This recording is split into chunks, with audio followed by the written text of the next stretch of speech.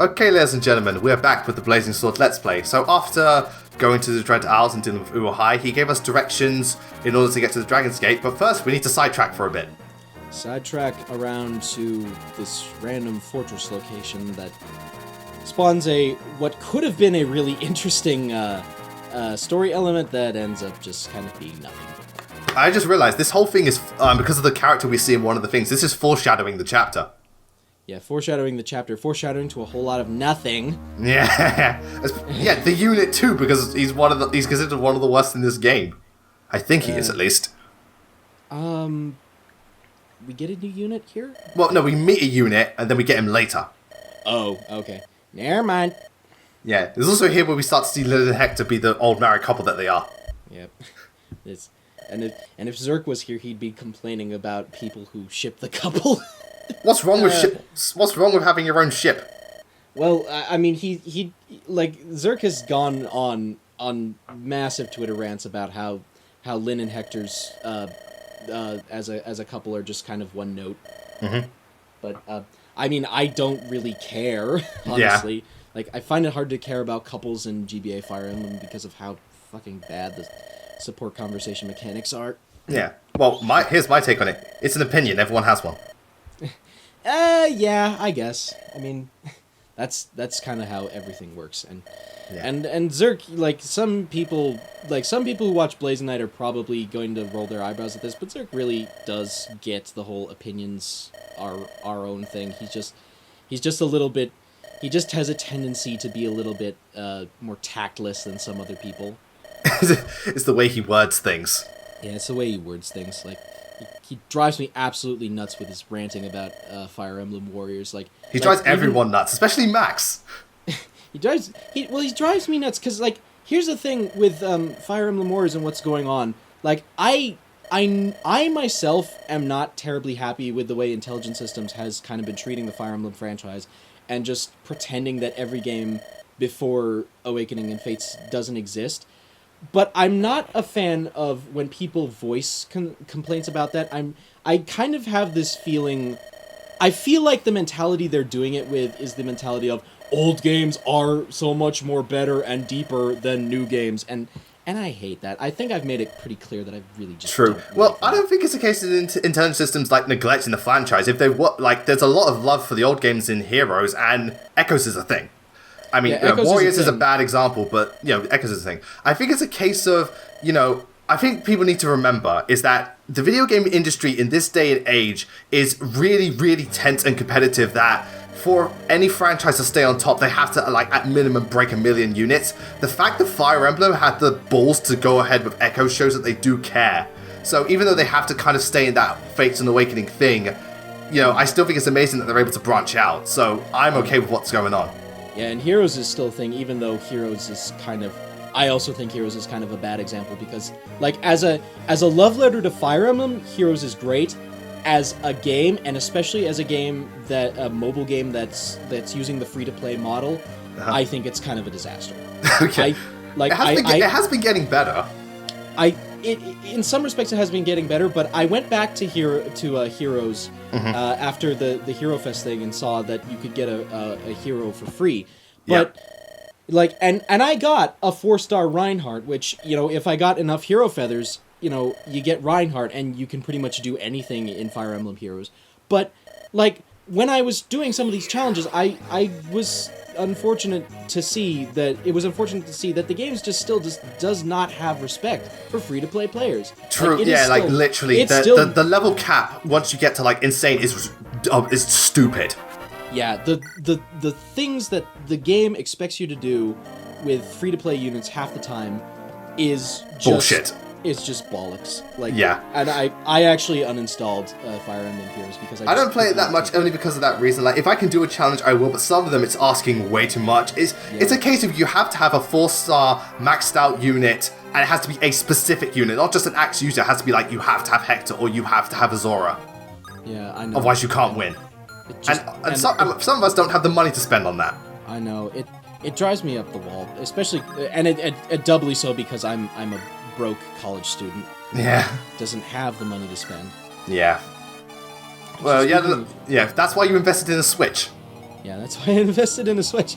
And I gotta say though, getting a Switch, it was way more of an adventure than I thought. When you do decide to get one, October, when you do end up getting one, be prepared to possibly be waiting for a little bit. When you think that the time is right, I would recommend pre-ordering it a few days ahead of when you think you're actually going to. Yeah, that was my plan because they are in very high demand. They are in very high demand, and it took me. That's why I'm using the stock tracker website. I was ready to get a Switch on August 1st, and I didn't actually get one until the 14th. Yeah, I remember that I had the same problem with my Wii when I pre-ordered the Wii when it first came out. Didn't get one until 2 months later. Yeah, I remember the Wii being a little bit of a hassle to get as well. Little bit? A little bit. It's the last time I pre-ordered from HMV. Well, I mean, I wouldn't know about HMV. Sorry. Yeah. I think I'm turning a little bit British over here. Hey, there's nothing wrong with that. You gotta leave it to Rhine. It's Rhine time, motherfuckers. Yeah. Oh, all in a world of strike. I can see this isn't pushing you at all, Shulk. But we mustn't be careless. Yes. And we're starting to work as a team. And I'm going to shut up now. I think Ricky may well be the softest of all Nopon. Ricky suddenly feel afraid. I love Ricky. Like, I know he gets a lot of shit from other Xenoblade Blade players as one of the lamer characters, but I actually really like. I think it's their entire race, the type of people the Nopon are. I like the Nopon as a race. I think they're for one thing, they're so freaking cute. Like generally not a fan, but I kind of like Ricky. Ricky is interesting to me because there's some conversations later on where you see that some of his mentality is that he sort of intentionally acts like a goofball in some cases to help keep the spirits of others up, yeah, other characters up. Kind of like Arthur. Yeah. Yeah, I get that. And I really like that angle. It's the same thing with Ryan. Like Ryan is mostly he's dim-witted, but not to an extreme degree. And he's so freaking loyal to his friends that it excuses dim-wittedness that comes. Yeah, I think he's like one of the best examples of a best friend archetype. Yeah, I'd say so too. Because he also changes and develops and goes through a lot. He's not just there just for humor. Also, I think Ricky works because a lot of the characters in Xenoblade have a lot of baggage, so Ricky being kind of the light-hearted person he is does alleviate that. Yeah. Because everyone in Xenoblade has a lot, a lot going on. And the other thing about Ricky, too, is that he also has a sort of a character arc about sort of being this loser who, in his home village, he's kind of an outcast. He's mostly got put in the position of hero pawn, mostly just to get him the frick out of the village, and he has a less than fantastic relationship with his wifey pawn. Yep. But then he ends up being part of the team that helps save the world. So he does really become a hero pawn. Yeah, he actually becomes a hero pawn.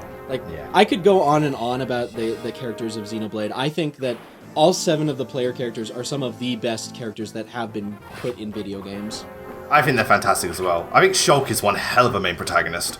Shulk is one of the better main protagonist characters because, he has some of the typical trappings of bland, sort of generic hero, and I will say he's not as interesting as some other characters in the game.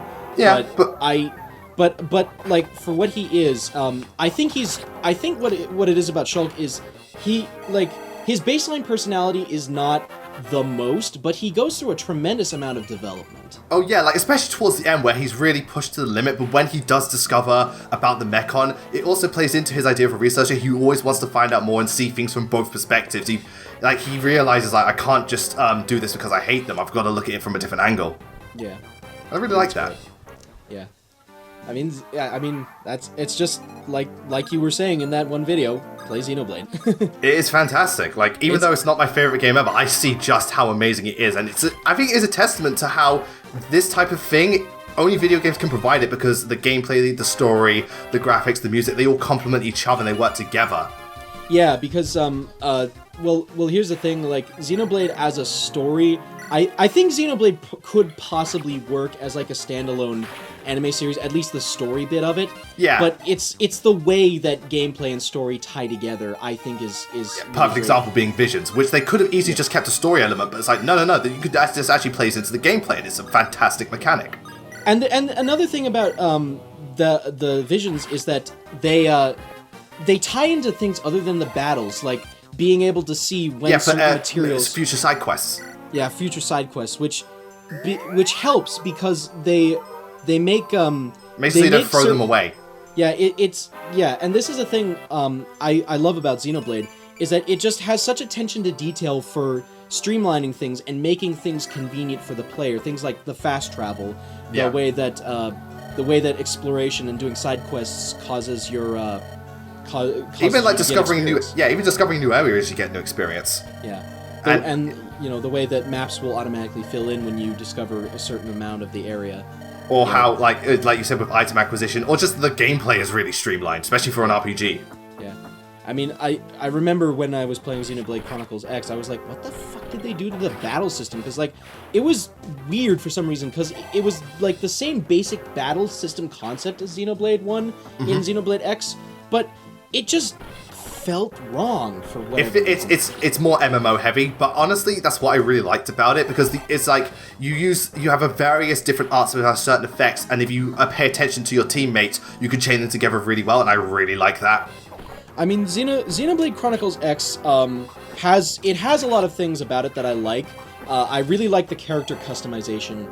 I love the amount of freedom the game gives you. That's one thing I adored. Like the game, like, all right, here's your world, go do what you want. I was like, oh, thank you. There is plenty of freedom to it. I think that Xenoblade X sort of dropped a ball with some of the freedom, because it is free, but there is a lot of cases where, you know, things that could potentially be important are just out of your reach. That or one of the game's biggest problems, the way the enemy levels are spread out. I know that is dreadful. Stupid. That was dreadful. That was stupid. You know, I did mention that, like, the amount of times you get interrupted by a really strong enemy and die, it's like, fuck off. Yeah, it's stupid. And Xenoblade X's battle system, like, once you get used to it, it can be exploited to hell and back. Like, especially when you're in the mechs. Yeah, well, not just even when you're in the mechs. Like, if you have certain setups for, like, the Ghostwalker longsword setup is really easy to use. Like, it's not the technical best, setup that you can have for a thing where you use the longsword art, you set up Ghostwalkers and then get into overdrive and then just set up a massive combo for the longsword. Like you can do it with other weapons too, and in some cases the damage is better with other weapons. But I missed a 92. Aw, Hector. You disappoint me. You disappoint. This is why Lynn has more strength than you. Yeah. But the thing is that with X, for as much freedom as the game offered, it was very much a case of, like, yes, the game has more freedom, but it doesn't have that streamlining of like really little details that Xenoblade 1 had. Yeah, it's not as focused as the original Xenoblade. It's not as focused, and that kind of hurts it. And the thing is, I don't necessarily agree with Rabid Luigi in his element that the story is bad. I think the overall story itself is unfocused. I agree, but I didn't agree with his thing that the characters were not interesting in Xenoblade. Oh no, I really liked that. I really liked Elmer and like Lynn. I really liked Elma and Lin Lee and a few of the others. Yeah. It's just that, like, the story is unfocused and doesn't amount to anything. And there's a lot of concepts that are cool on paper but are just not focused, that are not brought out enough. Like, I think the whole thing with the ganglion was so very underdeveloped. True. I haven't beaten the game fully, so I can't say, but I can definitely see where you're coming from with the ganglion and stuff. I mean, I think with Xenoblade Chronicles X, it just wasn't as tight as the original Xenoblade was, and to be fair, they are slightly different with how they're. That's the thing, though. Stuff. I think Xenoblade Chronicles X is only Xenoblade in name. They're kind of two completely different games. In a sense, yes. They borrow certain things, and they have a few similar themes, but they're very stylistically not quite the same thing. Oh yeah, Xenoblade X is a very Western-inspired game. Yeah, Xenoblade X is more Western-inspired in its RPGs, and a little bit more action-driven, which is it's a case of like, okay, thank you for keeping that in mind, but one of the things about Xenoblade Chronicles was that it was a JRPG, and it did have Western-inspired elements, but because it was a JRPG, that's why it was so loved, because it was breathing life into the JRPG genre. Especially during the time when you had like Final Fantasy 13, where JRPGs were kind of dead. Yeah, I know. Yeah. Like this support is kind of funny. It's foreshadowing to Binding Blade. I know. And the oh yeah, it's actually a pretty interesting one too, where they're talking about where you see a little bit of Eliwood and Hector's friendship. Yeah, and I also just like how I love the support. Like Hector's like, I see a vision of the future. I see a daughter who has ridiculous damage output and a son who is really popular despite being shit. What is this? Yeah, and I like there's a little interesting exchange where Hector sort of talks about the idea of Lilina and Roy becoming really close friends and eventually getting married, and he's not having it. He's not having any of that. Like he's such a rival to Eliwood that he. Do you think that Roy possibly set Hector up so he could get with Lilina? Do you think he made a deal with Zephyr? It's like, please kill Hector because I want to get with Lilina, but he's stopping me. Would Roy do that? I mean, I don't. I mean, you. It's a funny joke. I don't necessarily see it happening. Mm. Yeah. By the way, we forgot to mention. What's his name? I can never remember it. Which one? The person we talked to? Oh, the Magic Seal dude. Yeah. Magic Seal. I think his name is Kushinanda. Yeah, it begins with a K. Basically, he's a. I've got a browser open. Let me go look it up. Yeah. But anyway, his thing is that whenever he's there, he seals all magic and they can't use it. So for enemies, it means they can't use it, but you can't as well. So you got to be careful with where you place your units and where your units are placed. Because if you say there's a unit with low health and you want to heal them, and if they're in the thing, oh shit, I can't heal them. And Mr. Magic Seal was the thing I was talking about with he's a really disappointing story element. But to his credit, I do really like the gameplay functionality of him and how he fits in mechanically, because this is one thing about GABA Fire Emblem is that even though the maps are really tightly designed and they are low on gimmicks, the fact that they are low on gimmicks it kind of means that when they do introduce one, it doesn't overcrowd things. It kind of makes the thing is that because the games are light on gimmicks, the map design can sometimes not be as interesting as other newer games. Because I mean, I know people criticize the gimmicks in games like Fates, where the maps have just a shit ton of gimmicks, and sometimes they are admittedly not not integrated well into the maps. They're too they're kind of take up the entire map rather than this. In this case, it's kind of a section of it is gimmicky, and even then, it's a small gimmick. Yeah. Well, here's the thing. As a gimmick, I think that Mr. Magic Seal's presence is a really good little gimmick, because it's a thing where it can be exploited, but it's not like a be-all end-all good thing. It can be a good thing or it can be a bad thing. Yeah, it affects both of you. It affects both of you.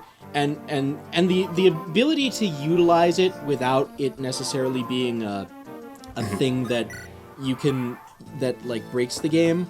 I think that's what makes him that's what makes it a good gimmick. And yeah, that's what I think gimmicks really should be.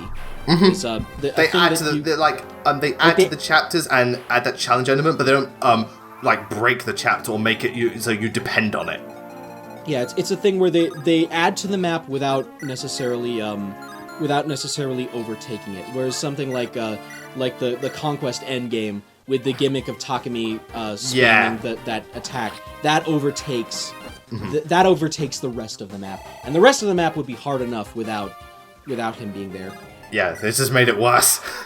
Another example of a good gimmick, I think, is the Rainbow Sages. Any map with the Rainbow Sages temple in Fates. Well, the way you go through different corridors.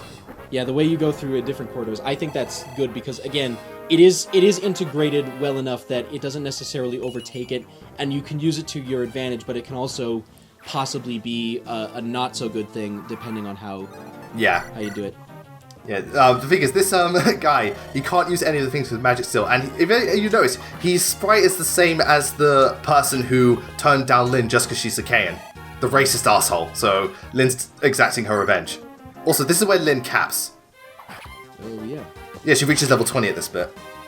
Yeah, and you've been getting really lucky with your Lyn. Like, I haven't been Again, I think from now, I think this is a Let's Play thing. All bad units get RNG blessed. I mean, Lyn's not a bad unit. Statistically, according to the people in the comments, she is. I mean, statistically, like, again, Lyn's problem is that she tends to get a little bit strength screwed, but... And she's, aside from having, she's sword locked until promotion, but even then she gets bows, and in this game, bows aren't very good. And also this game, likes its launch units, and if you don't do Lyn mode, she starts under-leveled. Yeah, because, But the thing is that, like, even though bows aren't very good, I find that bows, when they're put on melee units, any melee unit that has bow utility, I think is more useful than people realize, because it's they the usually same have good thing. damage output. Well, here's the thing with let's use Garcia as Example. As an example. Like, Garcia, once he gets bow utility, he has the ability to do chip damage from range, and he can also come in and wreck house with his powerful axe attacks. Yep. So, yeah, Lyn reaches level 20, and her stats are... Yeah, she caps skill and speed, and she has 18 strength. Jesus Christ. 18 strength? Okay, I take back my comment about her getting strength screwed. Also, his name is Kishuna. Yeah. Kishuna, that's the name of the magic seal guy. Also, kind of late, but that person we will talk to Renault, we'll see him at the end of the game. Funny thing is, even though his conversation is the same, every character will greet him differently and respond differently. Yeah, that's a nice attention to detail. Yeah, it's a nice attention to detail. I gotta be honest, I actually failed to recruit Renault in my first playthrough. Spoiling things just a little bit, he's in a village in the second to last chapter, and you have to get to him before a bandit does, and I failed to get to him before a bandit does. So. Funny thing is, I don't know why, because this is the first time I've done this. Oh, nice critical Oswin. But that thingy, person in the middle, he's gonna die. Yeah, die, He's apparently kind of difficult to actually kill. Yeah, he is, but because Lyn was so thingamajig, no problem. Like I was saying... Jesus Christ. Why don't we just change 4 to 400? I know. It's like, I think you need to go back and finish genealogy, my friend, as we were saying. I'll get there eventually. Get there eventually, yes. But like we've been hinting at before, Kishuna is kind of a disappointing element in the story because he doesn't really amount to much. You see him here, and immediately you think, okay, what is this guy's deal? But I'm just going to say right now, it doesn't amount to a whole lot of anything. Like, apparently he's the first morph. that Nurgle created, and he's apparently capable of feeling emotion, unlike a lot of the other morphs are. Mm-hmm. But that's about it. There's nothing really other than that. And yeah, he barely even interacts with anyone. Yeah, it's kind of like... That would have been cool to, like, maybe he started saying stuff and you actually could kind of feel his pain, but aside from that, he's just silent. I know. It's kind of like that white tiger in the last story that shows up in Chapter 2, and you're like, oh, what's the deal with this thing? And then it doesn't amount to anything by the end of the game. Right, yeah, it's just kind of it's a cool idea, but nothing comes of it. There's a part of me that really wants to play the last story, because there was a lot of stuff about that game that looked kind of cool, but... I heard out of all the Operation Rainfall games, it was the weakest. I don't know. I mean, I will say that there were a lot of story elements about it that I liked, like, I did like a lot of the characters. It's just that... And the gameplay looked like a kind of cool idea, but I have heard from some people that it's... Not that great. That's not that great. Yeah. And a lot of people were not terribly fond of some of the story elements in that game as well. But what are you gonna do? All right. Well, at the very least, everyone was happy with Xenoblade Chronicles, and Pandora's Tower is pretty good. I don't know anything about Pandora's Tower. Olivia bought it, and I saw gameplay. It basically looks like a weird mix of Zelda, Castlevania, and Devil May Cry, and it's really cool. You know what? That does sound really cool. I mean, I've been wanting to play some of those titles. Like, I haven't played any Devil May Cry games. I tried getting into the first one, couldn't because of how dated it is, but I am willing to give it a second chance, and I have heard that 3 is the best place to start. 3 is the best place to start, generally considered, because like the first one I've heard is a little bit on the on the dated side, and the second one I've played is shit. Yeah, the second one is not very good from what I hear. But anyways. So that's the end of that chapter. And we've had our little side quest, but now we get to the main meat of things. We're heading to the Dragon's Gate, and we're going to stop Nagal. Or are we? We'll find out next time. Until then, thank you once again for joining me, Zane. Thank you for having me. And spoiler alert, where things are going to be made interesting. A Fire Emblem game is not going to end at chapter 19. Yeah, if it did, I want my money back. Well, no. The Explain Echoes, that ended at chapter 5. Well, Echoes was set up differently, so that doesn't I know. Anyway, we'll see you next time. Bye. See you next time. Sorry for making the outro so bloody long.